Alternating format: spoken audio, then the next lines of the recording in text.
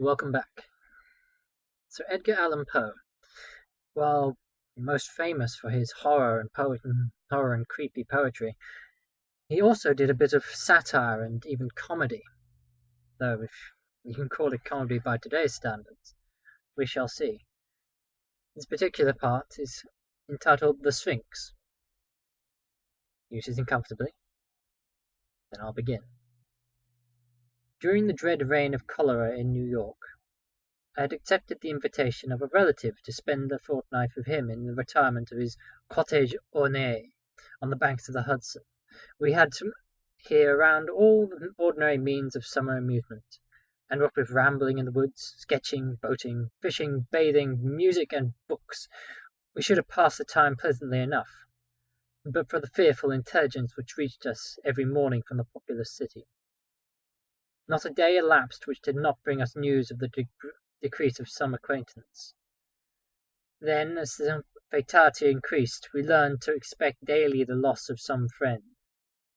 At length we trembled at the approach of every messenger. The very air from the south seemed so to us redolent with death. That palsying thought, indeed, took entire possession of my soul. I could neither speak, think, nor dream of anything else.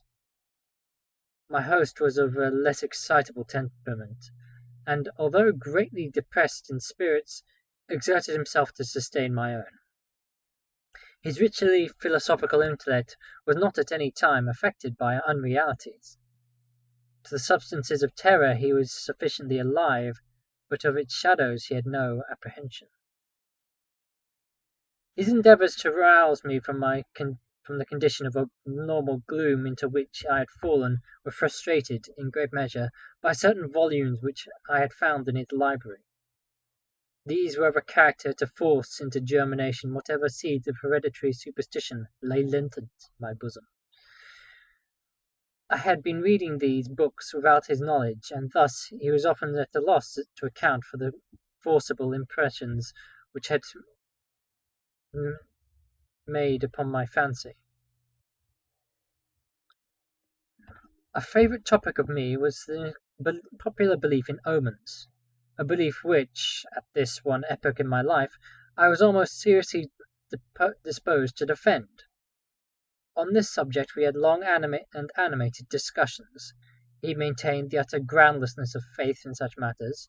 I contended that the popular sentiment arising from absolute spontaneity, that is to say, without apparent traces of suggestion, had in itself the unmistakable elements of truth, and was entitled to much respect. The fact is that soon after my arrival at the cottage there had occurred to myself an incident so entirely inexplicable, and which had in it so much of a portentous character, that I might well have been excused for regarding it as an omen. It appalled, and at the same time confounded and bewildered me, that many days elapsed before I could make up my mind to communicate the circumstance to my friend.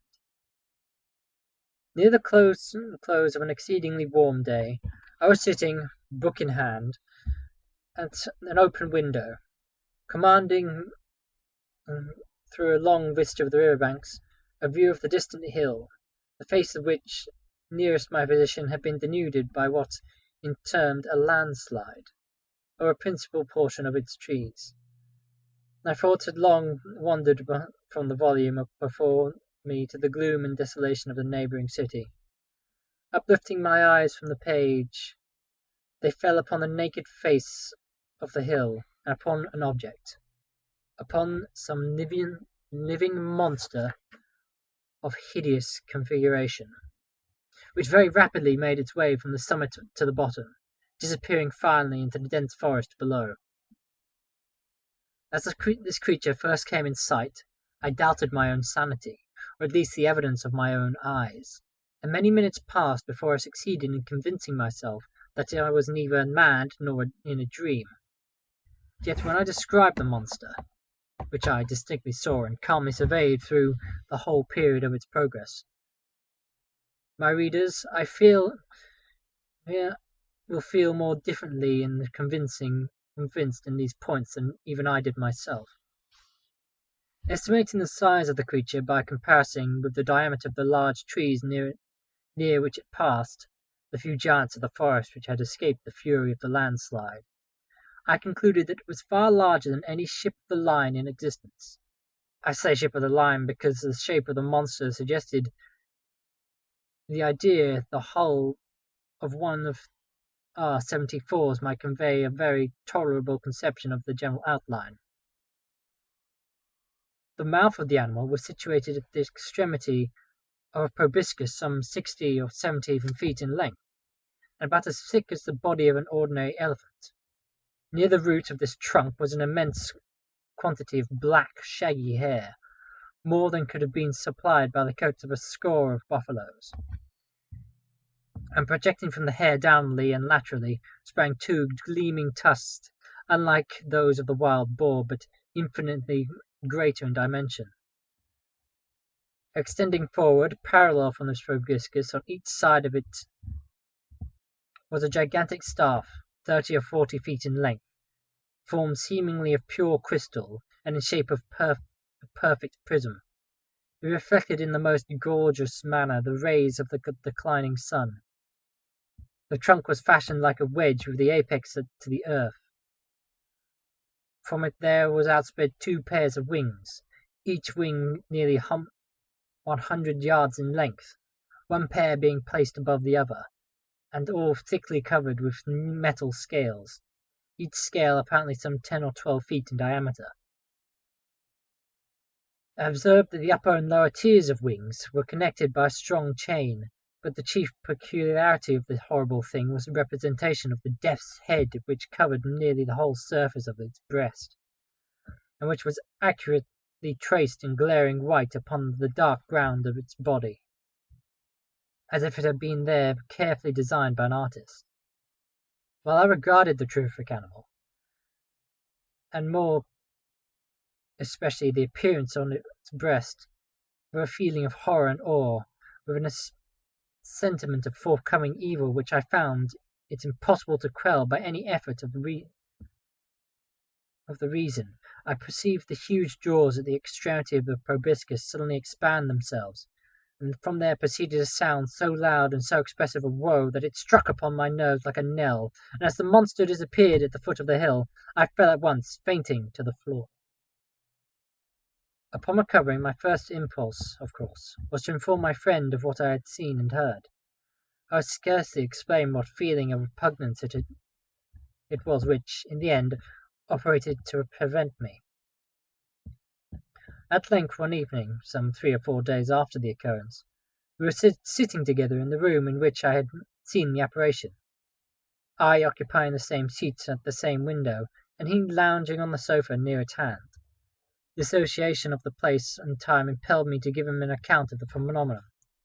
He heard me to the end, at first laughed heartily, and then lapsed into excessively grave demeanour, as if my insanity was a thing beyond suspicion. At this instant I again had the distinct view of the monster, to which, with a shout of absolute terror, I now directed his attention. He looked eagerly, but maintained that he saw nothing, although I designated minutely the course of the creature which it made its way down the naked face of the hill. I was now immeasurably alarmed, for I considered the vision either as an omen of my death, or worse, as the forerunner of an attack of mania. I threw myself passionately back in my chair, and for some moments buried my face in my hands. When I uncovered my eyes, the apparition was no longer visible. My host, however, had in some degree resumed the calmness of his demeanour, and questioned me very vigorously in respect to the confirmation of the visionary of the intolerable burden, and went on to talk, with what I thought of cruel calmness, of various points of speculative philosophy, which had heretofore formed the subject of discussion between us.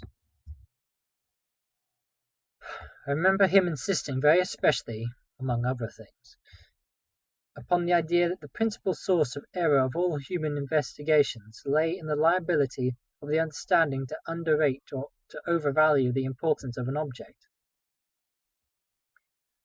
through mere mismeasurement of its propinquity, to to make property, for example, he said, the influence to be exercised on mankind at large by the thorough diffusion of democracy, the distance of the epoch at which such diffusion may possibly be accomplished should not fail to form an item in the estimate. Yet you can tell me one writer on the subject of government who has ever thought this particular branch of subject worthy of discussion at all. He then paused for a moment, stepping to a bookcase and brought forth one of the ordinary synopses of natural history, requesting me then to exchange seats with him, that he might be better distinguished the fine print of the volume. He took my armchair at the window, and, opening the book, resumed his discourse very much the same tone as before. "But for your exceeding minuteness," he said, "in describing the monster, I might never have had it in my power to demonstrate to you what it was. In the first place, let me read to you a schoolboy account of the genus Sphinx, of the family Crepuscularia, of the order Lepidoptera, of the class Insecta, or insects. The account runs thus: 4 membranous wings covered with little coloured scales of metallic appearance, mouth forming a rolled proboscis, producing by an elongation of the jaws, upon the sides of which are found the rudiments of mandibles and downy polypi, the inferior wings retained to their superior by a stiff hair, antennae in the form of an elongated club, prismatic, abdomen pointed. The death's head Sphinx has occasioned much terror among the vulgar, at times, by the melancholy cry of which it utters, and the insignia of death which it wears upon its corslet." He then closed the book and leaned forward in his chair, placing himself accurately in the position which I had occupied at the moment of beholding the monster. "Ah! Here it is!" he presently exclaimed. "It is a descending of the face of the hill, and a very remarkable looking creature I admit it to be. Still, it is by no means so large, or so distant as you imagined it, for a fact that, as it wriggles its way up this thread, which some spider has wrought upon the window sash, I find it to be about 1/16 of an inch in its extreme length, and also 1/16 of an inch distance from the pupil of my eye."